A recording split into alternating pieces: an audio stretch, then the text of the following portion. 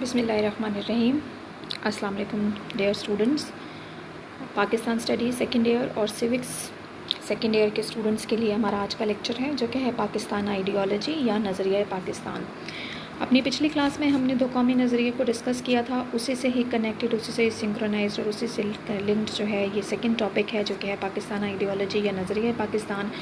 آج ہم نے اس ٹاپک کو ڈیٹیل میں دیکھنا ہے کہ what is the basic ideology behind the creation of the Pakistan, یا جسے ہم پاکستان تھیوری کہتے ہیں، آئیڈیالوجی آف پاکستان کہتے ہیں، وہ بنیادی طور پر تھا کیا، یا دو قومی نظریہ کس طریقے سے جو ہے وہ نظریہ پاکستان بنا۔ میں اپنی پچھلی کلاس میں آپ لوگوں سے ڈسکس کیا تھا کہ بیسکلی بنیادی طور پر دو قومی نظریہ کیا ہے کہ پوری دنیا کے اندر دو اقوام ہیں، ایک وہ جو اہل ایمان ہیں اور دوسرے وہ جو اہل کفر ہیں۔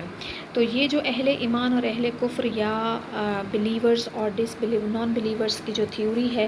یہ ٹو نیشن تھیوری کی بنیاد بنتی ہے، اور پھر یہی ٹو نیشن تھیوری جب انڈیا میں اپلائی ہوتی ہے، انڈین مسلمز اپنے لیے اس کو اپلائی کرتے ہیں، تو پھر انہیں لگتا ہے کہ وہ انڈین ہندوز کے ساتھ نہیں رہ سکتے ہیں، اور اسپیشلی انگریزوں کے جانے کے بعد اگر یہاں پر انگریزوں کا قائم کردہ جمہوری طرز حکومت رائج ہوتا ہے، ون پرسن ون ووٹ، یا جسے ہم اڈلٹ فرنچائز کا سسٹم کہتے ہیں، اگر وہ رائج ہوتا ہے تو کسی بھی طریقے سے مسلمانوں کے سیاسی مفادات کو یا مسلمانوں کے تہذیبی جو روایات ہیں ان کا تحفظ کرنا جو ہے وہ ممکن نہیں رہے گا۔ لہٰذا انہیں اپنے قومی تشخص کو، اپنے ملی اور مذہبی تشخص کو ہندوستان کے اندر محفوظ رکھنے کے لیے بہت ضروری ہے کہ ان کا ایک علیحدہ جو ہے وہ ملک ہو، ایک الگ مملکت ہو، اور یہی جو ہے وہ مطالبہ پاکستان جو ہے وہ نظریہ پاکستان بنا کر۔ ایسا نہیں ہے کہ پاکستان کسی ایک حادثاتی خوبصورت کوئی حادثہ یا اتفاق نہیں تھا، نہ ہی یہ کسی کی سازش یا سیاسی تجربہ تھا، بلکہ یہ مسلمانوں کی ایک مکمل مسلسل جدوجہد اور تاریخی ارتقائی عمل کا جو ہے وہ ایک الٹیمیٹ یا ایک منطقی جو ہے وہ نتیجہ تھا، اور اس کی بنیادیں جو ہیں وہ ہمیں ملتی ہیں اس دو قومی نظریہ، اسلامی نظریہ حیات اور اسلام کا جو فلسفہ امت ہے اس پر اس کی بنیادیں رکھی ہوئی ہیں۔ اور قائد اعظم محمد علی جناح کے حوالے سے بہت اچھی کوٹیشن بھی ہمارے پاس، یہ سینگ بھی موجود ہے جس کے اکارڈنگلی مسٹر جناح نے 8 مارچ 1944 کو کہا کہ پاکستان اسی دن وجود میں آ گیا تھا جس دن انڈیا کے اندر پہلا ہندو جو ہے وہ مسلمان ہوا تھا، چاہے اس وقت تک مسلمانوں کی حکومت ہندوستان میں قائم نہیں ہوئی تھی۔ یعنی when the first Indian Hindu became the Muslim اور embraced the Islam، یعنی جب اس نے اسلام قبول کیا، تو یہ وہ پہلا دن تھا جب پاکستان کی بنیاد رکھی گئی، چاہے اس وقت تک ہندوستان کے اندر مسلمانوں کی حکومت قائم نہیں ہوئی تھی۔ یہاں پر ہمارے پاس ایک برٹش اسکالر کی بھی یہاں پر سینگ ہے کہ پاکستان ایک لمبے تاریخی عمل کا نتیجہ ہے، اور اس عمل کا آغاز جو ہے وہ کب ہوتا ہے جب ہندو معاشرے پر اسلام کے اثرات مرتب ہونے شروع ہوئے۔ یعنی وہی بات جو مسٹر جناح نے کی کہ جب ہندو معاشرے نے، ہندوستانی معاشرے نے اسلامی اثرات کو قبول کرنا شروع کیا، وہاں سے پاکستان کی بنیاد جو ہے وہ رکھی گئی۔ اچھا، نظریہ پاکستان کو ڈیٹیل میں پڑھنے سے پہلے ہم واٹ از آئیڈیالوجی بیسکلی، یا نظریہ بنیادی طور پر کیا ہوتا ہے، وہ ہم دیکھتے ہیں۔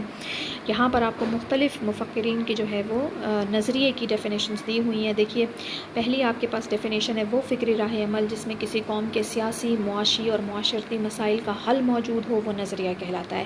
یعنی جب قومیں یہ سوچنے لگ جائیں یا اپنے لیے سوچ کا ایک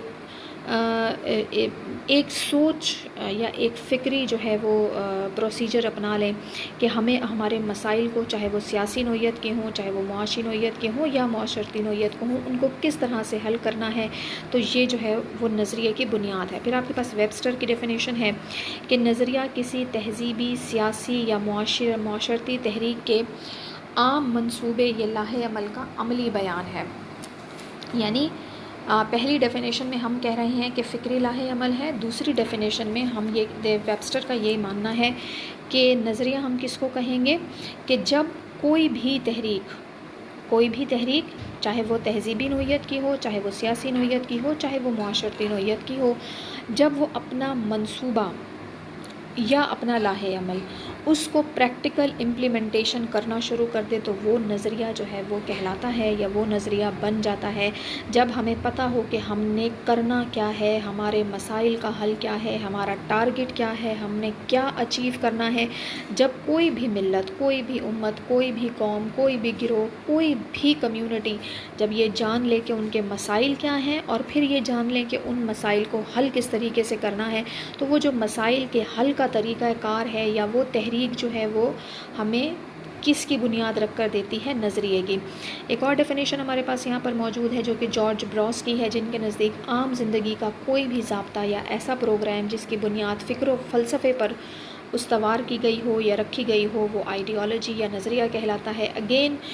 wordings are same, the meanings wordings are different but the meanings are same, کہ کوئی بھی ضابطہ یا پروگرام, یہاں پر ضابطہ یا پروگرام کی ورڈنگز جارج براس یوز کر رہے ہیں. ویبسٹر نے اس کو تحریک کا نام دیا ہے, جبکہ پہلی ہمارے پاس جو ڈیفینیشن ہے اس میں اس کو لاہ عمل کہا گیا ہے. کوئی بھی پروگرام جس کی بنیاد فکر و فلسفہ, یہاں پر بھی فکر و فلسفہ ہے, یہاں پر لاہ عمل کا علمی بیان ہے, یہاں پر اس کو فکری لاہ عمل کہا گیا ہے.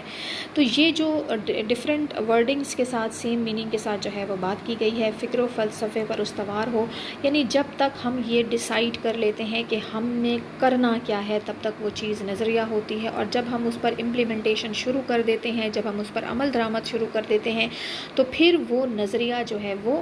عملی صورتحال اختیار کر لیتا ہے, یا اس کی ہمیں گراؤنڈ پر جو ہے وہ عمل درآمد یا حقیقی زندگی میں ہمیں اس کا عمل درآمد جب نظر آنے لگ جاتا ہے تو پھر وہ نظریے سے عملی شکل جو ہے وہ اختیار کر لیتی ہے. لیکن جب تک وہ چیز یا کسی بھی مسئلے کا حل کرنے کے لیے ہم صرف سوچ و بچار کر رہے ہوتے ہیں, اور جب ہم کسی نتیجے پر پہنچ جاتے ہیں, جب ہم کوئی پروگرام تشکیل دے لیتے ہیں کہ ہم نے کیا کرنا ہے, تو پھر وہ کیا کرنے کے جو مراحل ہوتے ہیں, وہ جو سوچ ہوتی ہے, وہ جو فکر ہوتی ہے, وہ جو علمی بیان ہوتا ہے, وہ جو مسائل کے حل کو تلاش کرنے کی کوششیں ہوتی ہیں, وہ آئیڈیالوجی یا نظریہ کہلاتا ہے. اب نظریہ پاکستان کو ہم دوسرے الفاظوں میں جو ہے وہ نظریہ اسلامی نظریہ بھی کہہ سکتے ہیں, یعنی پاکستان جو ہے وہ اسلامی نظریے کی بنیاد پر, اسلامی فلسفہ حیات کی بنیاد پر جو ہے وہ حاصل کیا گیا. ہم سب جانتے ہیں بینگ اے مسلم, یہ ہمارا ایمان ہے, یہ ہمارا بلیو ہے, عقیدہ ہے کہ Islam is a complete code of conduct, Islam is a complete code of life. یہ ایک ایسا نظام زندگی ہے جو کسی مخصوص قوم کے لیے, کسی مخصوص علاقے کے لیے یا کسی مخصوص وقت کے لیے جو ہے یہ شریعت نہیں نافذ کی گئی, بلکہ ہم سب جانتے ہیں کہ اسلامی جو قواعد ہیں, اسلامی جو عقائد ہیں اور اسلام کے جو احکامات ہیں وہ ہر دور کے لیے ہیں, ہر جغرافیائی حیثیت رکھنے والے قوم اور قومیتوں کے لیے جو ہے وہ ہمیں یہ شریعت جو ہے وہ ہمیں احکامات فراہم کرتی ہے. اور یہی وہ واحد انسانی تاریخ کی شریعت ہے یا کوڈ آف لائف ہے جو کہ جس میں یہ کیپیسٹی موجود ہے یا جس میں یہ کمپیٹیبلٹی ہے کہ وہ اکارڈنگ ٹو دا ٹائم اور according to the need of the time جو ہے وہ اپنے آپ کو چینج کر سکتی ہے. اور ہر گزرتے وقت کے ساتھ اس کے پاس یہ گنجائش موجود ہوتی ہے کہ وہ ہر مسئلے کا حل جو ہے وہ بہتر طور پر تلاش کر کے بنی نوع انسان کو فراہم کر سکتی ہے. اور ایسا نہیں ہے کہ اسلامی نظریہ جو ہے اس کی عملی شکل ہمیں کبھی نظر نہ آئی ہو, بلکہ ریاست مدینہ میں اسے عملی طور پر آپ صلی اللہ علیہ وسلم نے بذات خود اس کی ایک سیاسی تصویر جو ہے وہ ہمیں فراہم کی تھی. اسی طرح سے آپ صلی اللہ علیہ وسلم کے بعد خلفائے راشدین نے بھی اسلامی ریاست کو قائم کیا, اور پھر یہی جو ریاست مدینہ اور خلفائے راشدین کی قائم کردہ ریاستیں تھیں, اسلامی ریاستیں تھیں, پاکستان میں بھی اسی نظریے کو عملی طور پر نافذ کرنے کے لیے مطالبہ کیا گیا کہ ہمیں جو ہے وہ ایک نئی ریاست ہندوستان کے اندر اسلامی بنیادوں پر چاہیے, یعنی ہمیں ایک ایسی ریاست چاہیے. بر صغیر کے مسلمانوں نے یہ مطالبہ کیا جہاں پر وہ اپنے مذہب کو, اپنے عقائد کو, اپنی تہذیبی روایات کو جو ہے وہ بہتر طور پر اور بنا کسی روک ٹوک کے نافذ کر سکیں. یہ دیکھیے آپ کے پاس بلا شبہ نظریہ پاکستان ریاست کے نظم و نسق کے لیے واضح بنیادیں فراہم کرتا ہے. ان میں توحید الہی, کتاب ہدایت, محبت رسول, عالمگیر اخوت, مساوات, انسانی توازن و اعتدال اور عدل و انصاف شامل ہیں. یہ وہ تمام احکامات الہی ہیں جو ہمیں پہلے بھی اسلامی مملکتوں میں نظر آئیں، اور پاکستان کے جو بانیان پاکستان تھے ان کا بھی یہی نظریہ تھا کہ نئی مملکت حاصل کرنے کے پیچھے انہی تمام اوصاف کو، یعنی توحید کو، قرآنی ہدایات کو، قرآنی احکامات کو، حب رسول کو، یا آپ صلی اللہ علیہ وسلم سے محبت کو، پوری دنیا میں امن و سلامتی کے لیے، انسانی حقوق کے لیے، عدل و انصاف قائم کرنے کے لیے جو ہے وہ ہمیں ایک اسلامی ریاست بانیان پاکستان نے اس کا مطالبہ کیا۔ ہم ایک قوم ہیں، ہندوستان کے مسلمانوں کا یہ ماننا تھا کہ وہ ایک مسلم قوم کا حصہ ہیں، اور پاکستان کا قیام اسی نظریے کی وجہ سے ہی ممکن ہوا، کیونکہ برِ صغیر میں مسلمانوں کی عزت مند یا آبرومندانہ زندگی یا بہتر زندگی کا دار و مدار اسی چیز پر تھا کہ وہ اپنے لیے ایک علیحدہ اسلامی نظریاتی بنیادوں پر اپنے لیے ایک علیحدہ مملکت حاصل کریں۔ اسی لیے اسلامی نظریے کو ہی ہم دو قومی نظریہ یا نظریہ پاکستان کہتے ہیں۔ اب نظریہ پاکستان کے حوالے سے پاکستان کی ڈیمانڈ یا مطالبہ پاکستان کس طرح سے شروع ہوا۔ پاکستان کی اصطلاح سب سے پہلے جنوری 1933 میں چودھری رحمت علی نے استعمال کی۔ بظاہر ایسا لگتا ہے کہ پاکستان کا لفظ جو ہے وہ پہلی بار 1933 میں استعمال کیا گیا، لیکن اگر دیکھا جائے تو نام بے شک پہلی بار استعمال ہوا، لیکن یہ دو قومی نظریہ صدیوں سے جو ہے وہ ہندوستان میں رائج رہا۔ جیسے کہ مسٹر جناح نے کہا تھا کہ نظریاتی لحاظ سے جب پہلا ہندوستان کا ہندو مسلمان ہوا تھا تو اس نے پاکستان کی بنیاد رکھ دی تھی، لیکن اس کا جو ایک ہمیں عملی نمونہ یا اس کی ایک بہتر پکچر یا ایک سوورن پکچر جو ہے وہ 14 اگست 1947 کو جو ہے وہ نظر آتی ہے۔ ہندو اور مسلمان برِ صغیر کے اندر کس طریقے سے رہے، یا نظریہ پاکستان کو ایک مثال کے ذریعے اگر ہم واضح کریں تو ہم یہ کہہ سکتے ہیں کہ ہندو اور مسلمان 712 سے 8ویں صدی میں مسلمان پہلی بار یہاں پر فاتح کے طور پر آئے، اور یہاں پر انہوں نے 12ویں صدی 13ویں صدی میں اپنی امپائرز یا اپنی سلطنتیں بنانا شروع کر دیں، اور یہ سلسلہ جو ہے وہ 18ویں صدی 19ویں صدی کے مڈ تک جو ہے وہ چلتا رہا۔ لیکن اتنے صدیوں تک ساتھ رہنے کے باوجود بھی ہندو اور مسلمان ہندوستان میں کس طریقے سے رہے، جیسے آپ ایک بوٹل لیں، اس کے اندر آپ پانی اور آئل کو مکس کریں، اس کے بعد آپ اس بوٹل کو جتنا بھی شیک کر لیں، جتنا بھی ہلا لیں، جیسے ان کو مکس کرنے کی جتنی بھی کوشش کر لیں، لیکن جیسے ہی آپ بوٹل کو شیک کرنا روکتے ہیں تو واٹر کی آئیڈنٹی الگ رہتی ہے، پانی اپنی جداگانہ شناخت الگ برقرار رکھتا ہے، اور آئل جو ہے وہ اپنی جداگانہ شناخت الگ برقرار رکھتا ہے۔ یہی چیز ہندوستان کے اندر ہندو اور مسلمانوں کے درمیان تھی کہ انہیں مکس اپ کرنے کی، انہیں جیل اپ کرنے کی، انہیں ایک دوسرے میں مدغم کرنے کی، ایک دوسرے میں ضم کرنے کی بے انتہا بے شمار کوششیں ہوئیں، لیکن یہ اسلام کی آفاقی عالمگیر تعلیمات تھیں جس نے اسلامی تعلیمات کو ہندوازم میں مدغم ہونے سے جو ہے وہ روکے رکھا، یا اسلام نے بہت سارے لوگوں کی جدوجہد کی وجہ سے جو ہے وہ اسلام نے اپنی جداگانہ شناخت جو ہے وہ ہندوستان کے اندر برقرار رکھی۔ کن کن لوگوں نے کوششیں کی ہندوازم اور اسلامک عقائد کو ملا کر جو ہے وہ ایک نئے مذہب رکھنے کی یا ایک نیا ملغوبہ پیش کرنے کی؟ دیکھیے ذرا، مسلمانوں کے دور عروج میں جلال الدین اکبر جو کہ مغل کنگ تھے یا مغل بادشاہ تھے، انہوں نے بھی یہ کوشش کی کہ کسی طریقے سے مسلمانوں کے اس علیحدہ جو قومیت کا تصور ہے اس کو مٹایا جائے، اور کسی طریقے سے مسلمانوں کو یہ باور کروایا جائے کہ وہ ہندوستان میں رہتے ہیں تو سب سے زیادہ ضروری ان کے لیے ہندوستانی قومیت ہے، بجائے یہ کہ وہ اپنی مذہبی ملی تشخص کو قائم رکھیں، بہتر یہ ہے کہ وہ اپنی جغرافیائی قومیت کو زیادہ اہمیت دیں۔ تو جلال الدین اکبر نے اس وقت ہندوستان کے اندر دین الہی کے نام سے ہندوازم اور اسلام کے مختلف عقائد کو ملا کر ایک نیا مذہب جو ہے وہ دین الہی کے نام سے بنانے کی کوشش کی۔ تو جلال الدین اکبر کے ان اقدامات کے خلاف جو ہے وہ شیخ احمد سر ہندی کو قدرت نے یہ جدوجہد کرنے کی ہمت عطا کی۔ انہوں نے مسلمانوں میں اور مسلمان حکمرانوں میں پیدا ہونے والے اس بگاڑ کا خاتمہ کیا۔ ایون جب ایسٹ انڈیا کمپنی اپنے عروج پر تھی اور مسلمانوں کی حکومت جو ہے وہ مغلز کی حکومت جو ہے وہ بہت تیزی کے ساتھ خاتمے کی طرف بڑھ رہی تھی، اس دوران بھی بہت سارے مسلمان رہنماؤں نے جو ہے وہ مسلمانوں کی اصلاح احوال کی تحریکیں جو ہیں وہ چلائیں، جن میں سید احمد شہید ہیں، شاہ ولی اللہ ہیں، حاجی شریعت اللہ ہیں، جنہوں نے اسلامی عقائد کو بچانے کی ہر ممکن کوشش کی۔ انگریزوں کا جب دور آیا تو سر سید احمد خان نے مسلمانوں کو جو ہے وہ یہ باور کروایا کہ وہ سیاسی طور پر ہندوؤں سے بالکل ایک الگ قوم ہے، اور سر سید احمد خان وہ پہلے شخص تھے جنہوں نے مسلمانوں کے لیے سیاسی لحاظ سے ایک الگ قوم کا جو ہے وہ لفظ شروع کیا یا استعمال کرنا شروع کیا۔ سر سید احمد خان ہی وہ پہلے شخص تھے جنہوں نے مسلمانوں کو کانگریس کی جو سیاسی چال بازیاں تھیں ان سے خبردار کیا، اور انہیں یہ مشورہ دیا، انہیں یہ ہدایت کی کہ آپ کانگریس کی سیاست کا حصہ مت بنیں، فی الحال یہ مناسب وقت نہیں ہے کہ آپ سیاست میں شامل ہوں، لہٰذا اپنے آپ کو سر سید احمد خان نے مسلمانوں کو یہ بھی مشورہ دیا کہ اپنے آپ کو تعلیمی لحاظ سے مضبوط کریں، اور اس کے بعد عملی سیاست میں اگر آپ آنا چاہیں تو آپ آ سکتے ہیں۔ سر سید احمد خان کا اس حوالے سے ایک کوٹیشن آپ کو بک میں دیا ہوا ہے: اگر مسلمان یہ فرض کر لیتے ہیں کہ ان کے پاس کوئی مذہب نہیں ہے تو پھر یہ ہندوؤں کے ساتھ ایک قوم ہو سکتے ہیں، لیکن اگر مسلمانوں کا کوئی مذہب ہے تو پھر وہ ہندوؤں سے علیحدہ قوم ہے، کیونکہ ہندوازم اور مسلمان میں، ہندو مت میں اور اسلام میں بہت سے اختلافات موجود ہیں، اور وقت گزرنے کے ساتھ ساتھ یہ اختلافات جو ہیں وہ شدید ترین اور واضح ہوتے چلے جائیں گے۔ سر سید احمد خان کو اسی لیے ہم founder of two nation theory بھی کہتے ہیں، کیونکہ انہوں نے ہی سب سے پہلے دو قومی نظریہ پیش کیا۔ محمدن ایجوکیشنل کانفرنس، جو کہ سر سید احمد خان کی قائم کردہ کانفرنس تھی، اس نے نہ صرف یہ کہ برصغیر کے مسلمانوں کے لیے تعلیمی ادارے قائم کیے یا تعلیمی مسائل کو حل کرنے کی کوشش کی، ساتھ ساتھ اسی کانفرنس کے پلیٹ فارم سے ہی جو ہے وہ ہندوستان کی پہلی مسلم سیاسی جماعت آل انڈیا مسلم لیگ نے بھی جنم لیا،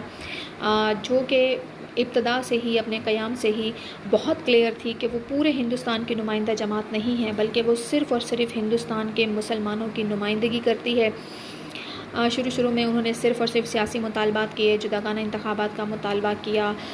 سرکاری اداروں میں مسلمانوں کی نمائندگی کی بات کی، جو لیجسلیچر کاؤنسلز تھے یا وائس رائے کی ایگزیکٹو کاؤنسلز تھیں ان کے اندر مسلمانوں کی نمائندگی کی بات کی، لیکن وقت اور حالات نے یہ ثابت کر دیا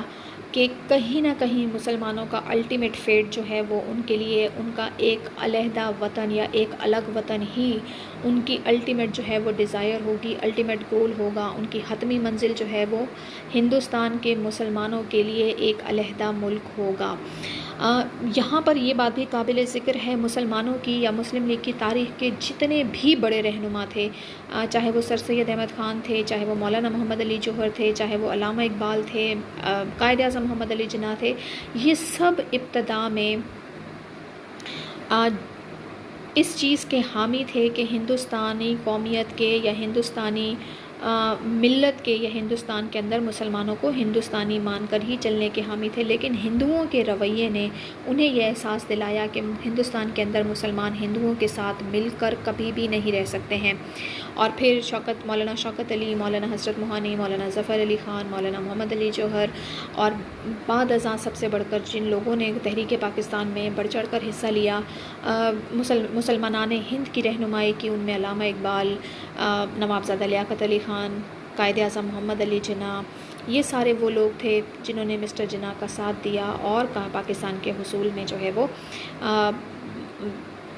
پاکستان کے حصول میں اپنا کردار ادا کیا، اور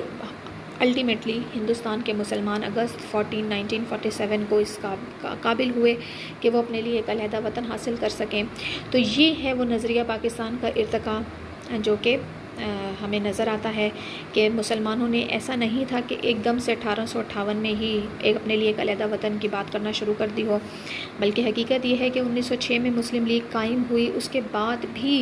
بہت لمبے عرصے تک مسلمانوں نے کبھی بھی علیحدہ مملکت کی بات نہیں کی تھی۔ 1930 میں پہلی مرتبہ علامہ محمد اقبال نے 1930 میں جا کر جو ہے وہ یہ مطالبہ رکھا تھا یا یہ تجویز دی تھی مسلم لیگ کے پلیٹ فارم سے الہ آباد کے اجلاس میں کہ مسلمانوں کے لیے الٹیمیٹلی یہ ہوگا کہ انہیں ہندوستان کے اندر جو ہے وہ جہاں پر کانٹیگوس مسلم زونز ہوں گے اور آبادی کی اکثریت ہوگی، وہاں پر ان کو ملا کر جو ہے وہ ایک وفاق کی، نیم وفاق کی ایک ریاست، ایک سے زیادہ ریاستیں جو ہے وہ مسلمانوں کی قائم کرنی پڑیں گی۔ چودھری رحمت علی نے ایک پامفلیٹ لکھا تھا اسی حوالے سے جسے ناؤ اور نیور یا کبھی نہیں کہا جاتا ہے۔ اس کتابچے میں یا اس پمفلٹ میں انہوں نے مسلمانوں کے لیے ہندوستان کے اندر 3 مسلم ریاستوں کے قیام کی تجویز پیش کی تھی۔ اس میں سے ایک پاکستان جو موجودہ پاکستانی سرحدیں ہیں اس کے اوپر پاکستان قائم ہوا۔ اس کے ساتھ انہوں نے دوسری اسلامی ریاست جو کہ بانگ اسلام کے نام سے انہوں نے تجویز کی تھی، جو کہ آج کل کا موجودہ بنگلہ دیش، اور تیسری انہوں نے عثمانستان جو کہ حیدرآباد دکن جس کے نظام عثمان اس وقت ہوا کرتے تھے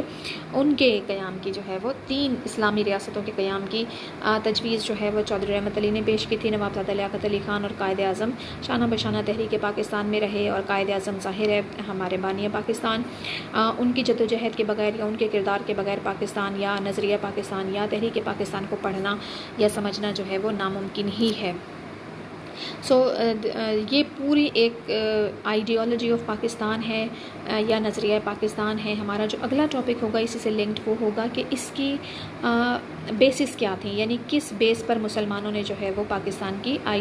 نظریہ پاکستان کی بنیاد رکھی یا مطالبہ پاکستان کیا۔ تو سب سے پہلے ظاہر ہے مسلمانوں نے جس چیز کو بنیاد بنایا وہ اسلام تھا۔ پھر انہوں نے کہا اسلام کو نافذ کرنے کے لیے ہمیں ہمارا علیحدہ وطن چاہیے۔ اب اس وطن کے اندر نظام حکومت کون سا ہوگا، تو پھر وہ جمہوریت یا اسلامی شورائے نظام، اور سماجی طور پر جو ہے یا معاشرتی انصاف کو، مساوات کو اور عدل و انصاف کو جو ہے وہ پاکستان کے بنیاد رکھا گیا۔ یہ نظریہ پاکستان کی بنیاد بنائی گئی، اور بنیاد انسانی حقوق کو اسلامی پوائنٹ آف ویو سے جو ہے وہ امپلیمنٹ کرنے کے لیے پاکستان کا مطالبہ جو ہے وہ کیا گیا۔ تو سب سے پہلا جو نظریہ پاکستان کی اساس یا بنیاد بنا جو ایلیمنٹ وہ تھا اسلام۔ ہم سب جانتے ہیں کہ پاکستان کو اگر مطالبہ پاکستان میں سے اسلام کو یا اسلامک آئیڈیالوجیز کو یا اسلامک میجورٹی کو یا اسلامک نیشن ہوڈ کو نکال دیا جائے تو پاکستان کے مطالبے کی کوئی دوسری وجہ ہی نہیں بچتی۔ ہر وہ شخص جو اللہ تعالیٰ کی وحدانیت اور حضور صلی اللہ علیہ وسلم کی نبوت پر ایمان رکھتا ہے اور ساتھ ہی ساتھ قرآن کی سچائی پر، روز قیامت پر، فرشتوں پر بھی ایمان لائے، قرآن و سنت کی روشنی میں اپنی زندگی کو بہتر بنائے، دین کے احکامات پر عمل کرے، تو ایسے تمام لوگ جو ہیں وہ اسلام کے دائرہ کار میں آتے ہیں، اور یہی مسلمان جو ہیں یہ اسلام یا اسلامی عقائد جو ہیں وہ نظریہ پاکستان کی بنیاد رکھتے ہیں یا نظریہ پاکستان کا پہلا ایلیمنٹ جو ہے وہ بنتے ہیں۔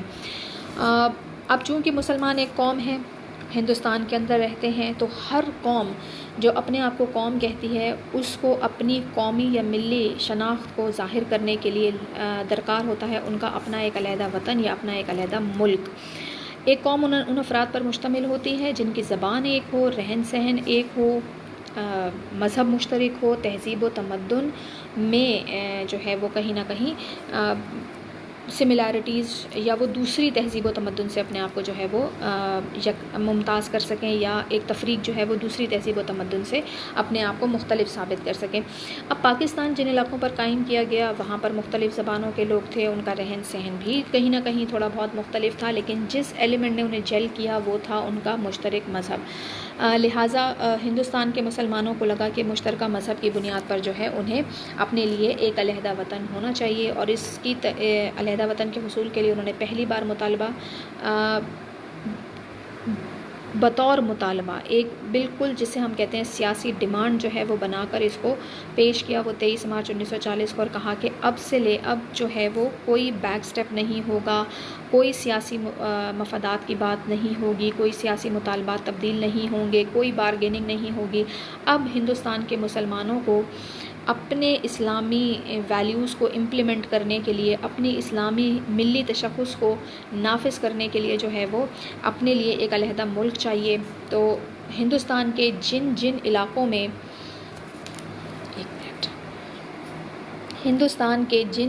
علاقوں میں مسلم آبادی اکثریت میں ہے انہیں ملا کر جو ہے وہ ایک علیحدہ ملک بنا دیا جائے، اور پھر 7 سال کی کوششوں کے بعد، 7 سال کی قربانیوں کے بعد بالآخر جو ہے وہ پاکستان وجود میں آیا۔ تو علیحدہ وطن جو ہے وہ پاکستان نظریہ پاکستان کی دوسری بنیاد بنا۔ پھر شورائیت یا جمہوری نظام، جمہوریت کا مطلب ہوتا ہے جمہوری بنیادی طور پر ایک مغربی نظریہ حکومت ہے یا مغربی نظریہ حیات ہے، جس کے مطابق 1 person 1 vote سیاسی طور پر اگر ہم بات کریں جمہوریت کی تو یہ 1 پرسن 1 ووٹ یا اڈلٹ فرنچائز کے اصول پر کام کرتا ہے، اور جس کی اکثریت ہوتی ہے اس کی حکومت ہوتی ہے۔ اور اگر ہم نظام حیات کے حوالے سے جمہوریت کی بات کریں تو اس سے مراد ہوتا ہے زندگی گزارنے کا ایسا طریقہ جس میں اکثریت کی رائے کو اہمیت دی جائے اور اقلیت جو ہے وہ اکثریت کی رائے کا احترام کریں۔ اب اس کے مقابلے میں اسلام میں جو نظام ہے، نظام حکومت ہے، وہ خلافت ہے، اور خلافت سے ہی جڑا ہوا نظام جو ہے وہ شرعیت ہے۔ شرعیت کا مطلب ہوتا ہے کہ جو شورا کے لوگ ہوتے ہیں، جو سمجھدار لوگ ہوتے ہیں، جو دین کا فہم رکھتے ہیں، دین و دنیا کا فہم رکھتے ہیں، جنہیں معاملات کی سمجھ بوجھ ہوتی ہے، ان کی رائے کو قرآن و سنت کی اہمیت میں جو ہے وہ پرکھ کر جو ہے وہ نظام حکومت یا مملکت کے نظام جو ہے وہ چلائے جاتے ہیں۔ ہمیں یہ ملتا ہے سورۃ آل عمران میں بھی اسی شرعیت پر یا شرعی نظام پر جو ہے وہ زور دیا گیا ہے۔ لہٰذا جب پاکستان کی جدوجہد ہو رہی تھی پاکستان کے حصول کی، تو آپ یہ دیکھیے یہاں پر آپ کو بک میں بتایا جا رہا ہے، تشکیل پاکستان کے دوران بھی یہ سوال پیدا ہو گیا کہ پاکستان کا نظام حکومت کیا ہوگا۔ جب مسٹر جناح سے یہ سوال کیا گیا ایک بار کہ پاکستان کا نظام حکومت کیا ہوگا، تو mister Jinnah was very clear and he said کہ میں کون ہوتا ہوں اس پاکستان کے لیے کوئی بھی نظام حکومت تجویز کرنے والا۔ پاکستان کا نظام حکومت بہت کلیئر ہے کہ وہ اسلامی ہوگا، اور اسلامی نظام حکومت اور اسلامی نظام مملکت ہی پاکستان کے اندر جو ہے وہ قائم کیا جائے گا۔ پاکستان حاصل کرنے کے بعد پاکستان کے اندر سماجی طور پر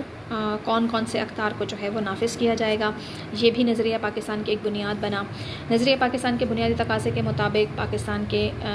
تمام جو مکتبہ فکر کے یا حلقہ اثر کے لوگ ہیں، جنہیں ہم حکومت کہہ سکتے ہیں، یا ہر وہ شخص جو کہیں نہ کہیں اثر و رسوخ رکھتا ہے، اس کا یہ فرض ہے کہ وہ سماجی انصاف، انسانی مساوات اور بنیادی ذمہ داریوں کے یا جو اسلامک سوشل ویلیوز ہیں ان کو امپلیمنٹ کرے سوسائٹی کے اندر۔ اس حوالے سے آپ کو سورۃ المائدہ کی ایک آیت کا جو ہے وہ ترجمہ دیا گیا ہے، کسی کی بھی دشمنی تمہیں اتنا اشتعال نہ دلائے کہ تم انصاف سے مکر جاؤ، لہٰذا عدل کرو، یہ خدا ترسیس کے قریب ترین ہے۔ پاکستان کے اس لیے ہر آئین میں جو ہے وہ قانون کی بالادستی کو، سماجی انصاف کو، مساوات کو، برابری کو، یکسانیت کو، قانون کی حاکمیت کو جو ہے وہ اولیت دی گئی ہے۔ بدعنوان عناصر کا قلع کما کرنے کے لیے بھی مختلف اقدامات جو ہیں وہ پاکستان میں کیے گئے ہیں، لیکن یہ بھی ایک حقیقت ہے کہ ہم پاکستان حاصل کرنے کے بعد بھی تقریباً 8 اشرے گزرنے والے ہیں، لیکن ہم آج تک اسلامی